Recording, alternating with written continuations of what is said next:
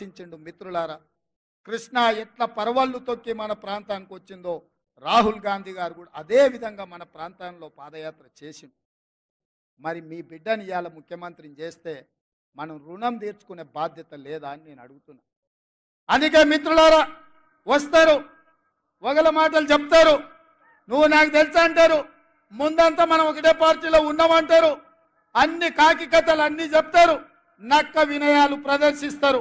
వాళ్ళ పేర్లు నేను చెప్పాల్సిన పని లేదు. మొన్నటి వరకు దొరల గడీలు బద్దలు కొడతామన్న మా మిత్రుడు మాదిగల వర్గీకరణకు అసెంబ్లీలో కొట్లాడితే నన్ను తమ్ముడు సంపత్ కుమార్ని అసెంబ్లీ నుంచి సస్పెండ్ చేసినోడు ఆ చంద్రశేఖరరావు.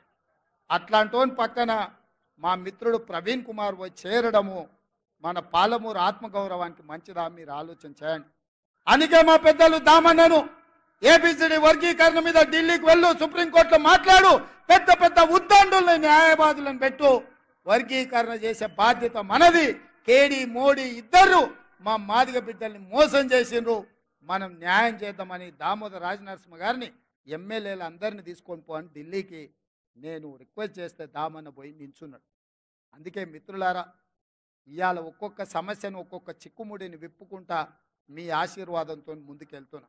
అందుకే ఇవాళ రాబోయే పార్లమెంట్ ఎన్నికల్లో నాగర్ కర్నూలు మహబూబ్నగర్ పార్లమెంట్లలో కాంగ్రెస్ పార్టీ అభ్యర్థులను గెలిపించడానికి ఈ గడ్డ మీద ఉంటే జనజాతర మొదలు పెట్టినాం.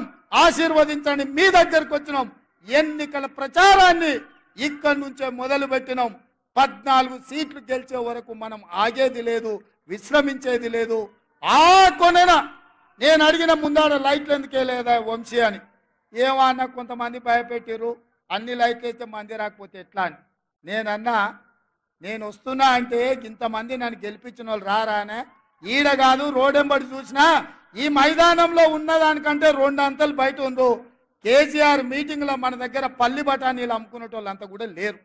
మన నల్లగొండలో మీటింగ్ పెట్టే కేసీఆర్